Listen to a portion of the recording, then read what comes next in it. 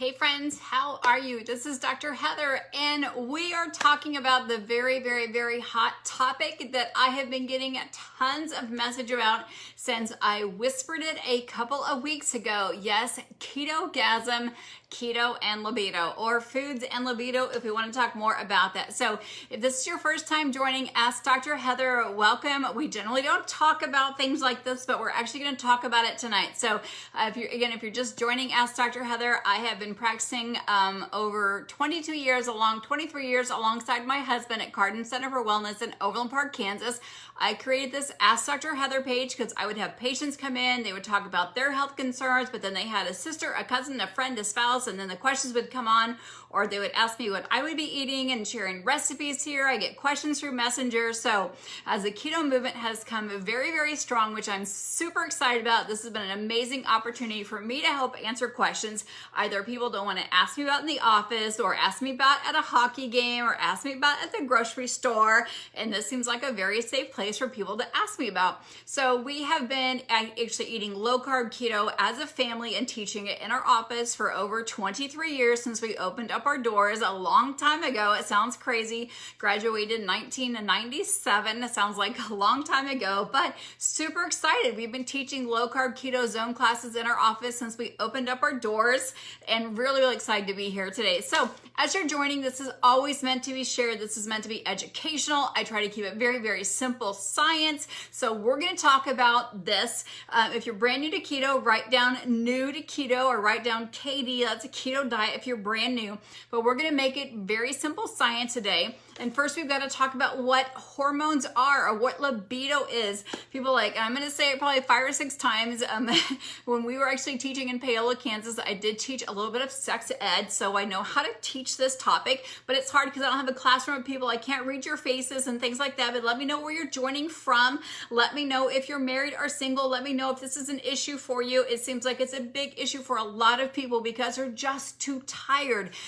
Their hormones are off, they're on birth control, or they're not on birth control, their cycles are off, they have PMS issue. Men go through andropause. It's a real thing where they lose their hair, they start getting sometimes some man boobs because their estrogen level gets high. So that's exactly where we're going to start. So libido is simply a person's sex drive. It's their desire to have sex, and it should cycle up and down throughout the month. Women's do as well because our hormones are changing each and every moment of each and every day as we normal cycle up and down. And it can be normal for women's hormones to be way out of whack. Number one, because of dietary and because of stress. So we're going to talk about foods that actually increase that, because we know we make estrogen, estradiol, testosterone, androgen. We make all of our sex hormones from cholesterol. What do we make cholesterol from? We make it from the foods that we eat. So if you're eating healthy fats or eating unhealthy fats, your body will either have a great time making hormones, or it'll have a really difficult time making hormones. If you're on a statin, which stops you from making cholesterol, you're going to have a really hard time making hormones, because most statins are HMG coenzyme A inhibitors, which means once it hits fat or statins, it stops it from making it, because statins go to DHEA, which is our anti-aging hormone, and breaks down all this nice little cascade of all of our androgens, all of our testosterones, estradiol, and you stop making those things. However, we know that we actually need to have those hormones. We need to have estrogen. We need to have testosterone. But when they get out of balance, then different things can happen to our body. So we know the keto diet can absolutely help your ketogasm, or help your sex drive. And why is that? Well, we know ketones give us a better source of energy. We know that carbohydrates can create inflammation. When you're not feeling very good, you're probably not going to be very likely to be very active with your partner. We also know that if you're losing fat, because that's what happens. A lot of people actually think of the ketogenic diet about fat loss, and think about that for a minute. If you have a better BMI, if you have a better self-esteem, you're more likely to actually feel like you want to actually be more attracted to your partner. So number 2, you're actually going to be more likely to actually feel more comfortable being more vulnerable in front of your partner. We also know that ketones help you sleep better. So if you're getting better sleep, conversely, you're going to feel like you're going to be more in the mood, so to speak. We also know that ketones actually calm down your nervous system. So if your nervous system's more calm, you're more relaxed, it turns on your dopamine, it turns on your oxytocin, it turns on these other neurotransmitters, these other hormones that actually absolutely help you with your libido and help you get your cycles more regular.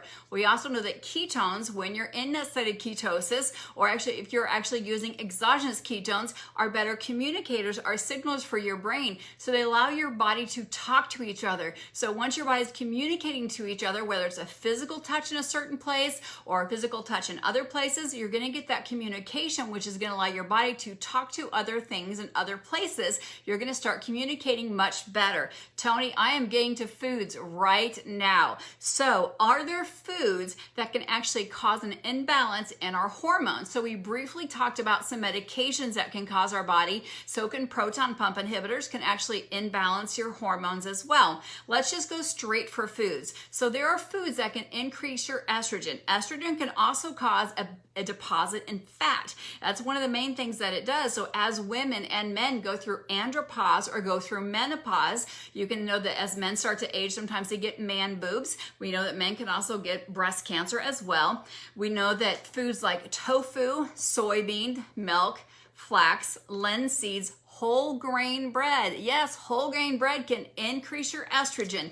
Hummus, garlic, dried fruit, carbohydrates, processed sugars, all of those things actually increase your estrogen, which can actually cause a decrease in testosterone, which can challenge your adrenal glands, which can also cause huge exhaustion in your body. Once you start getting exhausted, once your estrogen gets too high, your libido and sex drive go down because it causes a big cycle in your dopamine and a big drop in your dopamine, and then it goes flatline. So then you no longer have that desire that you want to have. What happens is that conversion from the estrogen will cause the androgen to be converted to a different type of estrogen, or estradiol, which actually causes you to increase more fat or more fat to deposit, which can cause your libido actually to want to decline, which is what your major question was. Are there foods that can cause that? Absolutely. There are definitely foods that can cause that.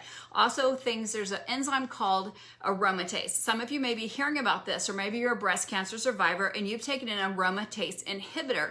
Well, aromatase is an enzyme that gets turned on all the time, every time you have a carbohydrate. So we talked about some foods, so we just listed that specifically increase estrogen, which we don't want to do because we all automatically are exposed to plastics and microwaves, and again, the processed foods and sugars and things like that, soy and dairy. Dairy only comes from a girl cow. There I'm going to get about dairy, except for grass-fed butter and ghee. All of those things are estrogenic foods, and we know that we're very, very estrogen dominant. That's why people can have metabolic syndrome, having trouble losing weight. Once you put on the extra weight, you feel tired, you feel sluggish. You definitely don't want to feel very sexy sometimes if you have on that extra weight, but you generally feel tired, feel fatigued, have trouble sleeping, which can cause sleep apnea. All those things can cause that cascade of effect, which can actually downregulate your desire to want to be with your partner.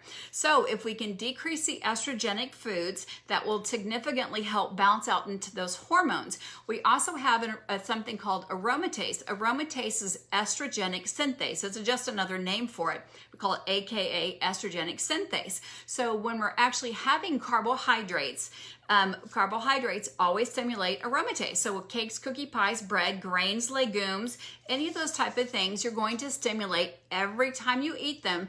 Popcorn, rice, potatoes, we could go down the list. Even if it's organic, you're still going to stimulate aromatase. When aromatase is stimulated, you stimulate the estrogen synthase, so you're stimulating that whole process of estrogen.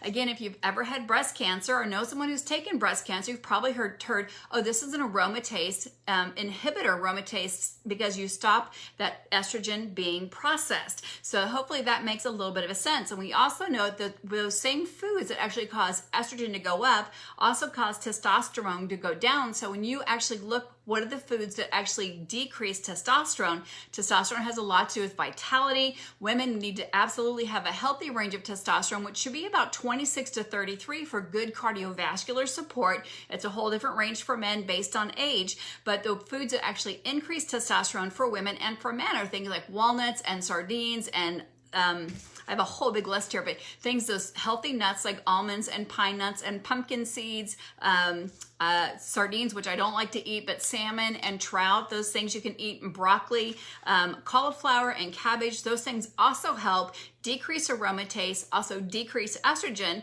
Broccoli, cauliflower, cabbage, bok choy, kale, green mushrooms, or all mushrooms, green tea. So there's all those good healthy things, those above ground greens we talk about all the time, actually help balance out aromatase, balance out estrogen, increase your testosterone. So you actually, all of those foods are the same for each category. So when you're having dairy, you're actually increasing estrogen, decreasing testosterone. Take it away, you increase testosterone, you decrease your estrogen. So the same thing is true if you want to pick out carbohydrates like, what do we say, whole grain bread.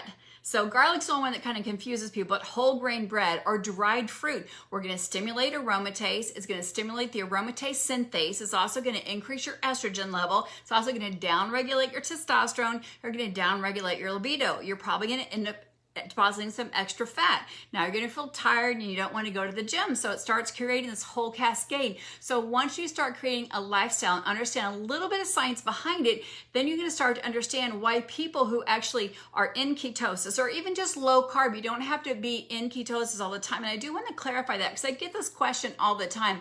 There are people who are actually on a low carb diet. They don't go around testing everything all the time. They kind of maybe eat a range of 20 to 30 total grams of carbs. They don't count all the time, but total, not net. So go around eating, 20 to 30 grams of carbs all the time and say they go to a HIIT workout, they go to Orange Theory, they go to a CrossFit gym, they go to a hot yoga strength class. And when they go in fasted and then maybe they have their first meal at 11 o'clock in the morning, they're probably in ketosis. They can feel that. They feel good after they work out. And that's kind of how you can tell. Your mouth can get kind of thick. You feel super clear-headed. You don't get the yawns, as Dr. Kristen talked about the other day. If you listen to our chat about that, you don't get the yawns in mid-afternoon. You think really clear-headed. You remember where you parked your car when you go to the grocery store or after you worked out. You don't have those little brain bubbles or brain farts, sometimes people call those. That's how you know that your body's in ketosis, and you can be low carb. And that's the best thing about intermittent fasting is that you do things like you work out in the morning, you burn those excess carbs, you take advantage of your sleep, which is a fasted state, and then work out, have some activities of daily living, rake your yard, maybe mow your yard, tend to your children or your fire or whatever it is that you're doing. And then you can go ahead and eat those 20 to 30 total carbs, not having to be exactly counting, eating intuitively, and then your body's going to be able to cycle through those. You're not doing a cyclic ketogenic diet. You're just letting your body intuitively eating. So hopefully that kind of explains a little bit about how people go through that. And then you're actually in tune with your body. Like, okay, if you're a female, we'll just talk real science here. Like, okay, I can tell that I'm cycling now. I'm getting that mid-peak discharge. I'm getting that libido that I'm supposed to be getting. My cycles are getting more normal because I get so much information. Like, okay, I actually had an ablation 4 or 5 years ago. I'm 30-some years old. My cycle had stopped. I'm on a low carb / ketogenic diet, autoimmune. I took the soy out. I took the dairy out. I took the peanuts out. And gluten, of course, went out because gluten's out on any keto diet. And I'm eating real whole food, above ground greens. I'm kind of eating intuitively. And my cycles are all back in normal again in my 30s. I don't want to have my cycle. I'm like, yes, you do. In your 30s, you want to be cycling. Think about that for a minute. Women who don't have their cycles are grandmas, people in their late 50s and 60s. You definitely want to be cycling in your 30s and your 40s. Our bodies are supposed to be doing that. That's anti-aging. Those things happen in your 30s and your 40s. They should be slowing down in your 50s and stopping late 50s to 60s, not in your 30s. So just think about that for a moment. I'm sure I'll get a lot of little messages about that, but I do get a lot of messages about why do I feel so much more in the mood when I'm in ketosis or when I cut out refined sugars. We know that sugar causes sugar blues. There's a whole bunch of books wrote about that. We talk about children with ADHD and we pull out the sugars and the processed sugars and the food colorings and how much that does to the mood and the brain.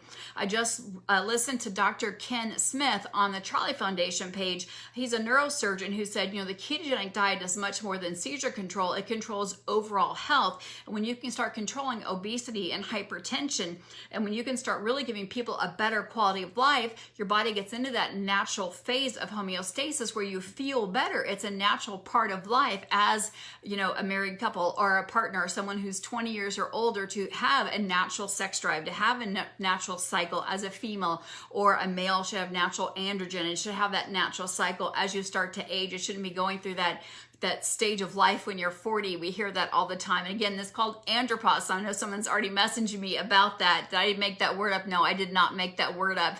It is called andropause. So as you go through transitioning to more of a low carb ketogenic diet, it won't happen maybe the first month or so, but maybe after 6 months or maybe after 8 months, your hair may not gray as fast anymore. You may be seeing changes on your nail beds, maybe growing faster. You're getting gray marks before. That's zinc deficiency. They're not getting gray as fast, but you start to notice that as you eat healthier, that your hair may be growing faster. Maybe you're getting curls back in your hair. All that stuff should really start being much more prevalent. Like, oh my gosh, my hair is changing colors now. That's all very normal, because as again, the anti-aging process, but things that can fast forward the aging process or cause that oxidative process to cause your body to fast forward that aging process. When you think of someone who ages, someone who's in their 80s, my mom's just turned 80, so I'll talk about 80, they naturally would have gray hair. They would not be having cycles if they're a female. If they're a male, they would not be having an increase of libido. It would be actually slowing down, that things would be getting harder to do. That would be normal and natural. They might be having increased trips to the restroom if they're a male or a female. That all would be normal. Where we hear people now who are in their 60s who are on a ketogenic diet, or 70s, they're able to have a really healthy bladder, not having to run and have urgency and frequency because they're getting more muscle tone, because that's what the ketogenic diet does. It gives you better pelvic muscle tone. With that being said, when you're in ketosis and you have better energy, you're losing unwanted fat, and now you have energy to work out better. We know that exercise increases blood flow to the pelvic area. We know that when you can increase blood flow to the pelvic area, it increases your libido. The more that you actually help with your chest and do push-ups and do lats and do backs and bis and tris, we know that also increases blood flow to your chest area. And we know that your areolas, male and female, are highly sensitive areas. So the more that you can get that in shape, the more it's going to increase your libido. So there's so many wins when you get that. And again, we know that so many aspects of brain and cognition for the ketogenic diet, whether it's stopping seizures, it's helping with memory, it's helping with recall up to 38%. You're getting more oxygen to the brain, so we're getting better signaling to the brain. The brain is signaling not only the brain from the hypothalamus to the pituitary, not only to the thyroid, but also to the gonads and the rest of the body. So you're getting better cycling, better talking, better signaling, better communication, which means everything works better in cycle. It's so fun to see the stories that people are sharing, but this has been a hot topic I've been really nervous to talk about. I do have a good friend who's an OB-GYN. I'm like telling her, like, can you talk about that for me? And so she's like just been super busy, but just wanted to like that very simple, that this ketogasm topic is a real topic, that people just feel better because their nervous system is more in balance. Their brain is talking to each other, the major organs, to your kidneys, to your heart, to your adrenal glands, to your gonads. Everything's talking better. And when you're in a better physical condition, your BMI is better, some fat pounds have fallen off, you're getting stronger, you're sleeping better, your digestive system is better, there's no surprises. It makes sense that you're going to feel better about yourself. Everything that you do, whether you're going to walk taller, stand taller, talk better, you're going to enjoy cooking better, everything that you do is just going to be better. So I've got some questions here I'm going to answer. Usually I come back and answer those. So I love seeing where you guys are from. So let me know where you're from. So Henna is from Ontario. So thanks for joining me today. So Becky's saying, I just fought you tonight. I just found you tonight. So Becky, thanks for finding me tonight. I'm currently dying off yeast. So we talked about yeast the other night, and you have to tell you, Becky, the first 10 years of my practice, I strictly used the ketogenic diet for Candida albicans and for yeast die-off. So I do think diflucan is a great thing to use. However, those are 1 and 2 shot killers. You've actually got to continue to use something each and every day, like a good antifungal and a good specific probiotic for the yeast every day for about 6 months for a good yeast die-off. The diflucan will be a one-hit wonder. It's kind of like scraping the mold off the cheese and putting it back in the refrigerator, but the temperature is still not right in the refrigerator. So you've actually got to use something every single night, and you need to use it systemically. So I'm all about oral because yeast is in every part of the body. It's not just in the vaginal canal. It's probably in the mouth because it's the same membrane. So when we talk about dying off with yeast, you want to cut out all the vinegars, anything fermented. You want to skip the kombucha.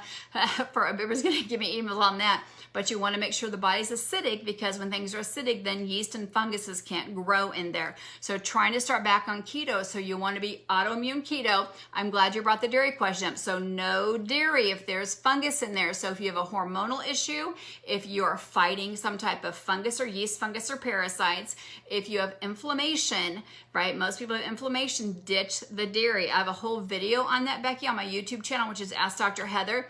And I have dairy sensitivity, so I just made my yummy mud cakes that are anti-dairy. So Kite Hill is a cream cheese. They make a dairy-free. I think one of this is cashews, one of it is almonds. This is also dairy-free.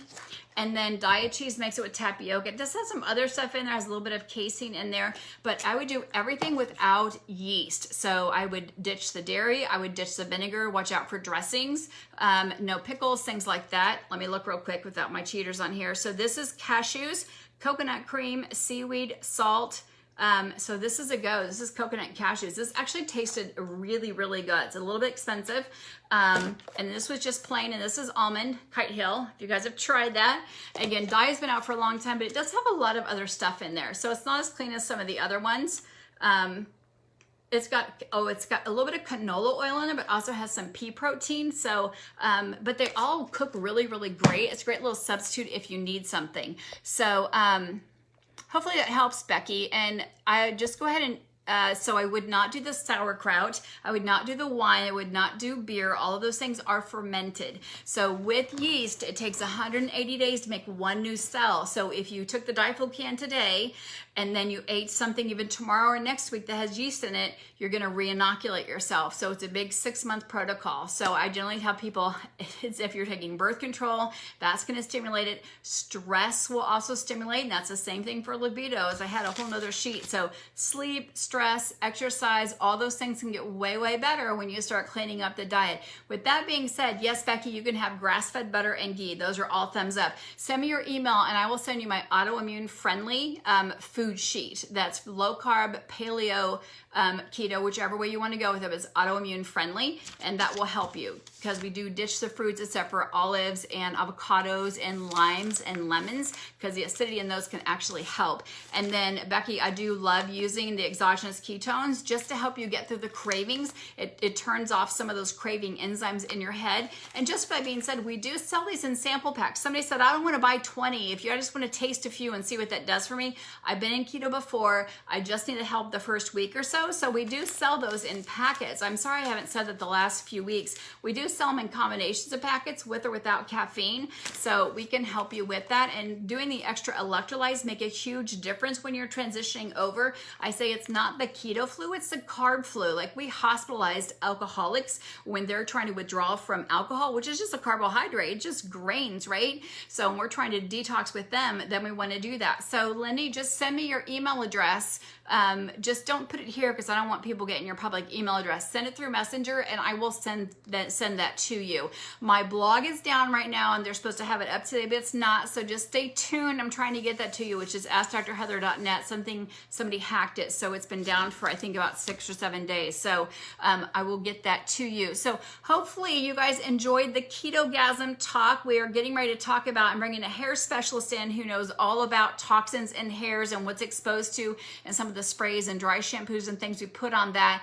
And she is going to come with me live and we're going to talk about that this week and really help people be clear because hair loss is a big topic. I've got a couple YouTube videos on that. We're getting a lot of topics. Keto is not causing the hair loss. It is stress because ketones don't make hair. Hair is made from collagen and from protein. So if you're eating enough protein and you're getting some collagen in your diet, you should be fine. And I do refer this to a very, very simple explanation. When you look at third world countries that don't have all the hair products that we have, a lot of them they have a lot of stress, but not the same stress we have. Most of them are on a ketogenic diet. They go days without eating. They're hunter-gatherers. Then they'll eat and feast and famine and feast and repeat. They don't have reverse osmosis. They're not drinking out of plastic water bottles, right? They're not doing those type of things.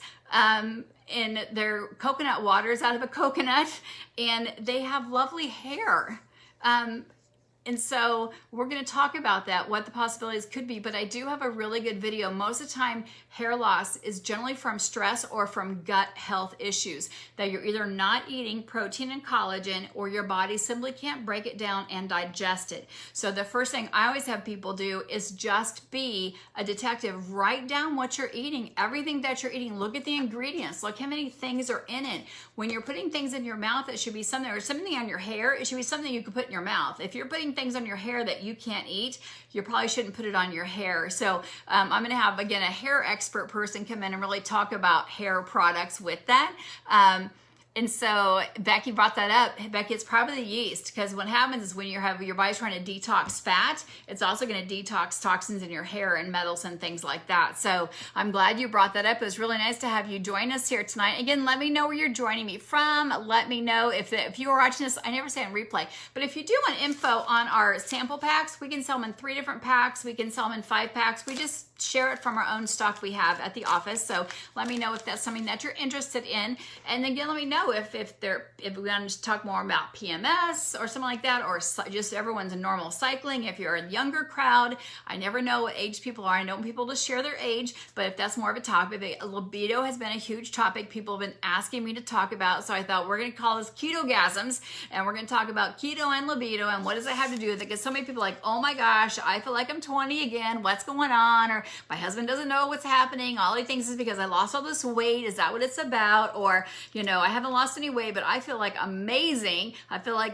I'm like, 4 sizes down, but I'm not yet. But for some reason, I don't know what's going on. I didn't take any new medication. My husband thought I did, and now I feel like this, and what's happening. So that should be enough encouragement for most people to actually want to eat clean. That's telling you when you eat the right foods, your body performs like it's supposed to perform, which is in a normal rhythmic cycle. So thanks again for joining me tonight.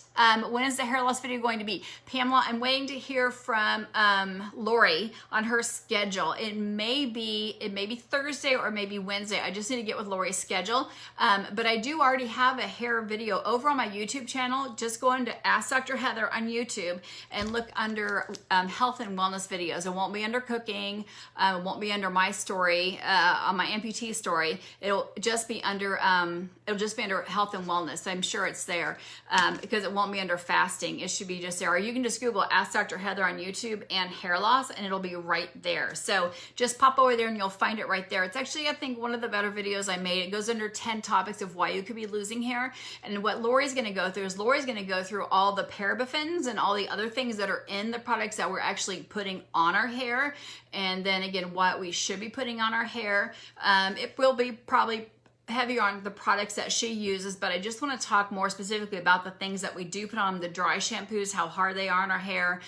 We're washing our hair way too often. If you go to Europe, they don't wash their hair every single day. They don't put the products that we put on our hair, and some of the other color stripping things that we do. So I think find that one first, Pamela, and then make some notes down off that, and then we'll be sure to watch for your name when we do that video. So I'll try to always announce it. Sometimes it just depends on how time hits, but it won't be tomorrow for sure. So I try to spread out. It'll probably either be Wednesday or Thursday, but I'll message Laura right now. But thank you guys for joining me. Thanks always. Remember, this is meant to be shared, so go ahead and share, and invite your friends to this page so we can chat more about amazing things. And if you want more cooking videos or things you'd like to do, definitely let me know, because tonight we made a fabulous garlic lemon parsley. I forgot to put the parsley on it. Pork chops, super, super easy. Dinner for 4, could be dinner for 5, under $20 for sure. It was asparagus, organic asparagus, pork chops, lemon, garlic. Yeah, that was it. It's under $20 for 5 people. So it was super delish. Anyway, talk to you guys later. You have a great day, and thanks for joining me.